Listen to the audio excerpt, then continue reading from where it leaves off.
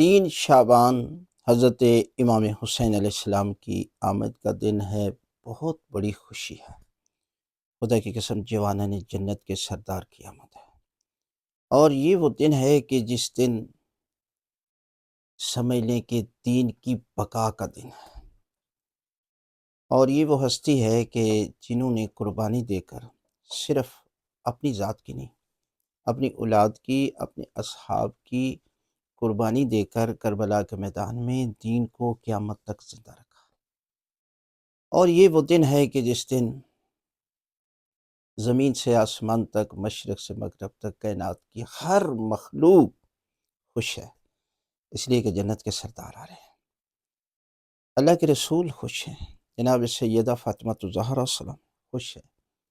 مولا کائنات حضرت علی ابن ابی طالب علیہ السلام خوش ہیں، امام حسن علیہ السلام بھی خوش ہیں۔ یعنی خوشیاں ہی خوشیاں ہیں، اور ان خوشیوں کے موقع پر کرنا کیا چاہیے؟ کیا اپنی مرضی سے خوشی منانی چاہیے؟ نہیں، خوشی وہی ہے کہ جو اہل بیت نے ہمیں طریقہ بتایا کہ اس طریقے کے ساتھ جو ہے وہ خوشی منائے۔ ماہ شعبان 3 اور اس کے ساتھ ساتھ جمعۃ المبارک، افضل ترین دن جمعہ اور ماہ شعبان ہو، لہذا آپ جمعے کے دن ماہ شعبان میں بھی حکم ہے کہ آپ پہلا جمعہ بھی ہے کہ 3 کام کی بہت زیادہ تاکید کی گیا پورے ماہ شعبان میں، اور جمعے کے دن تو اور بھی زیادہ ہے، اور پھر 3 شعبان ہو، حضرت امام حسین علیہ السلام کی آمد کا دن ہو۔ کرنا کیا ہے؟ استغفار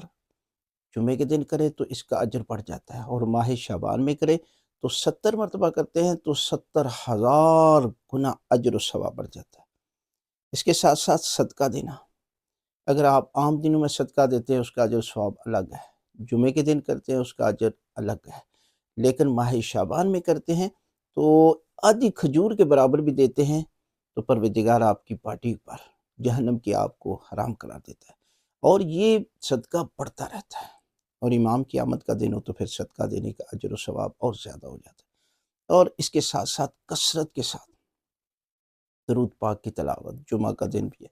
لہٰذا یہ کام کریں تو پروردگار آپ کے گناہ معاف کر دے گا،